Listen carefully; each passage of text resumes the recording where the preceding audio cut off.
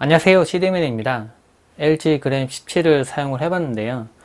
화면은 상당히 많이 커졌네요. 화면만 커진 건 아니고 해상도도 높아졌습니다.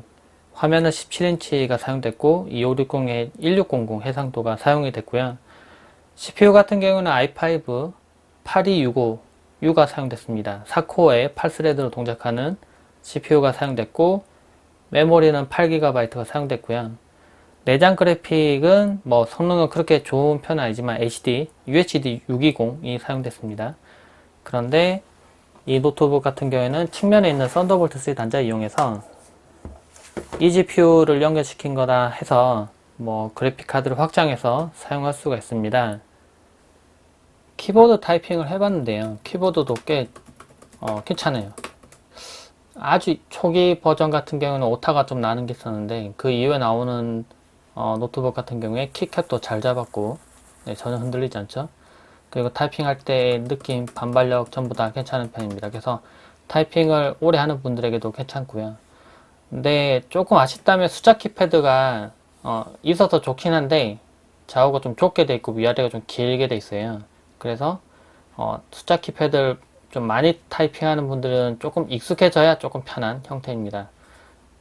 예, 그래도 숫자가 여기 있으니까 좀 편하다 하신 분도 있는데 실제로는 저는 많이 이쪽을 쓰게 되진 않더라고요. 오히려 위를 더 많이 쓰게 되는데 그래서 뭐 물론 키패드가 필요하신 분들은 별도로 키보드, 네, USB 키보드 있으니까 그걸 쓰시는 분들도 있겠지만은 그래도 없는 것보다 있는 게 나아서 좀 더 넓은 화면을 그리고 넓은 본체를 좀 더 잘 활용하는 키보드가 사용이 됐습니다. 터치패드는 그러니까 기존의 15인치 모델과 크게 차이 나진 않습니다. 키보드도 마찬가지고 오히려 옆부분에 보면 공간이 좀 많이 남는데 넓이가 넓어졌다고 해서 키보드를 타치 디자인해서 뭐 완전히 더 넓게 쓸 수 있는 키보드 이런 게 들어간 건 아니고 터치패드도 다 기존 거랑 거의 비슷하다고 볼 수 있을 것 같아요. 지문 인식이 되는 전원 버튼이 사용됐습니다. 그래서 전원 버튼 역할을 하면서도 지문 인식기 역할을 하기 때문에 마이크로소프트 계정을 쓰시거나 아니면 또 암호를 등록해 놓고 핀을 등록해 놓은 다음에 지문을 등록할 수가 있는데 등록해 두시면 좀 더 빠르게 잠금 해제를 간편하게 할 수가 있습니다. 지문 인식은 한번 써보면 무척 편리하긴 한데요. 근데 지문 인식 되는 부분이 조금 위쪽에 있긴 합니다. 조금 위쪽에 있어서 이렇게 손을 올려대는 부분이 조금 아쉽긴 한데 아래쪽에 있으면은 더 활용도 좀 더 높을 것 같다는 생각 들긴 하는데 그래도 없는 것보다 있는 게 낫겠죠. 그래서 이 부분도 있다는 거 알아두시고 활용해 보시면 좋을 것 같아요. 터치패드는 기존보다는 감도가 훨씬 더 좋아지긴 했습니다. 기존에는 이렇게 확대 축소를 하면 뚝뚝뚝뚝 끊어져 이렇게 뚝뚝뚝뚝 끊어져서 움직였지만은 지금 해보면 이렇게 아주 부드럽게 확대 축소되는 게 보이고요. 스크롤을 움직여 봤을 때의 느낌도 기존과 비교해 보면은 훨씬 더 부드럽게 잘 움직이는 걸 볼 수가 있어요. 그러니까 그 마우스 없이 사용할 때는 터치패드를 더 많이 쓰게 되는데 터치패드의 성능이 좀 좋아져서 좀 아무래도 활용하는데 좀 더 편리할 것 같습니다. 카메라는 그전에는 하단 부분에 들어갔었는데요. 위쪽에 있는 베젤을 더 줄이기 위해서 그렇게 들어갔는데 이번에는 카메라를 위에다 넣었어요. 그래서 화면 각도와는 상관없이 좀 더 정방향으로 화상 통화를 할 수 있거나 할 수 있도록 좀 편하게 바뀌었습니다. 저는 하단에 있는 것보다 위에 있는 게 좋다고 생각하는데요. 실제 위에 들어갔는데 근데 좀 아쉽다면은 카메라 화소가 좀 떨어져서 해상도가 720p 밖에 안 됩니다. 그래서 앞에 있는 사람을 좀 그 구분할 수 있는 정도는 되지만 아주 섬세한 표면 네, 좀 보면 얼굴 표면이 조금 그림으로 문질러 놓은 듯한 약간 그런 형태를 보여주고 있는데 해상도가 좀 더 높았으면 하는 아쉬움은 좀 있어요. 그래서 카메라 화질이 좀 높은 게 들어가지 않아서 좀 아쉽긴 하지만 밑에서 위로 이제 카메라 위치가 옮겨지면서 좀 더 편리해진 부분이 있으니까 앞으로 좀 더 많이 활용하게 될 것 같습니다.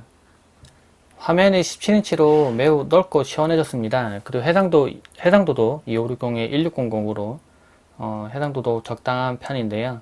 물론 이 화면에 FHD로 들어왔으면 좀 아깝다는 생각이 좀 드는데 그냥 화면만 커진 거죠. 별로 활용도가 높아지지 않을 텐데 해상도 높아졌기 때문에 100% 썼을 때는 웹페이지를 제가 띄워보니까 두 개를 이렇게 나란히 넣어도 충분히 띄워집니다. 근데 이렇게 웹서핑을 하면 글자가 좀 크게 좀 작아 보일 수 있어요. 실제로는 배율을 좀 높여서 사용할 수밖에 없도록 되어 있는데 150%로 배율을 확대를 하면 이런 크기로 됩니다. 양쪽에 두 개를 나란히 놓기에는 좀 많이 이렇게 잘리는 부분이 보이죠? 그래서 실제로 할 때는 배율을 150은 아니라 한 120 정도? 이 정도 놓고 보면은 작업을 좀 넓게 하면서도 좀 글자도 크게 볼 수 있도록 사용할 수 있을 것 같아요.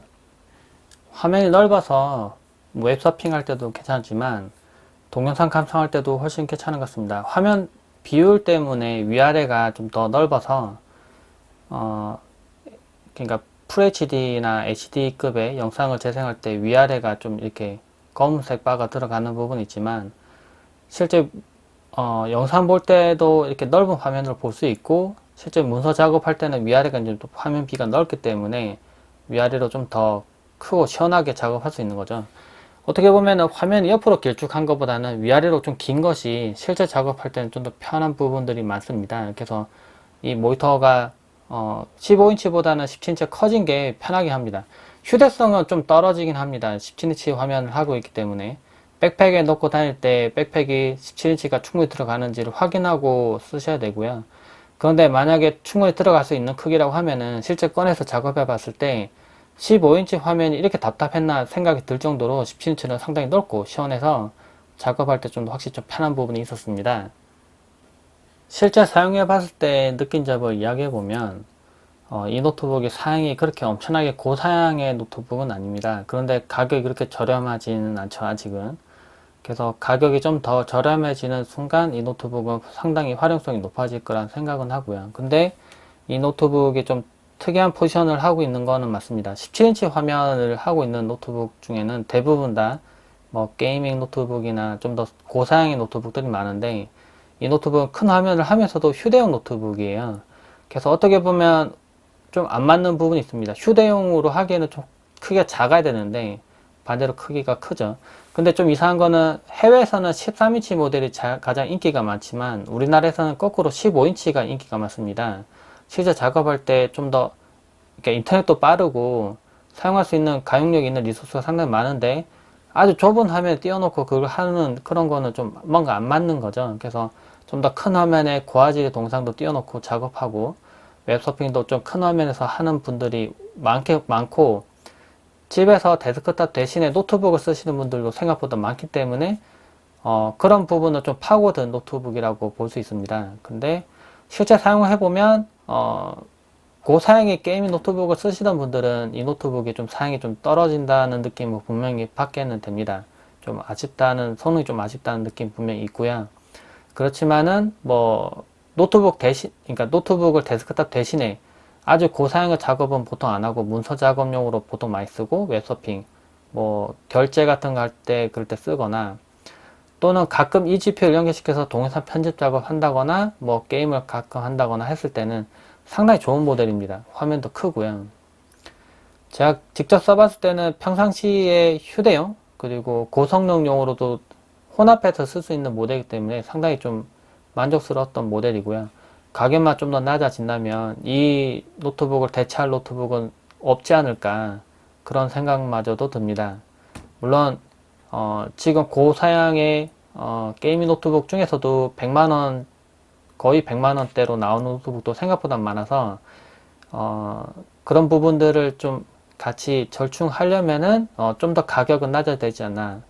왜냐면은 집에서 가만히 놓고 쓰시는 분들, 휴대용으로 이렇게 들고 다니지 않고 대신 이렇게 집에 쓰시는 분들은 그렇게 많이 얇고 가볍지는 않아도 괜찮거든요. 어느 정도 무게만 되면 크게 불편하지 않게 쓸 수 있기 때문에. 하지만 이 노트북도 강점이 있는 게 배터리가 그러니까 저전력 CPU가 들어간 만큼 배터리가 아주 오래 갑니다. 그래서 이 노트북은 아무래도 노트북은 제가 누누이 얘기하지만 용도에 맞게 구매하라고 이야기를 하는데 용도에 맞게 선택하셨을 때는 상당히 좋은 노트북이 될 것 같습니다. 좀 더 자세한 내용은 제가 후속 영상으로도 몇 가지 더 올릴 테니까 이 GPU 연결한다거나 하는 것들은 후반부에 있는 영상들도 나중에 봐주세요. 네, 고맙습니다.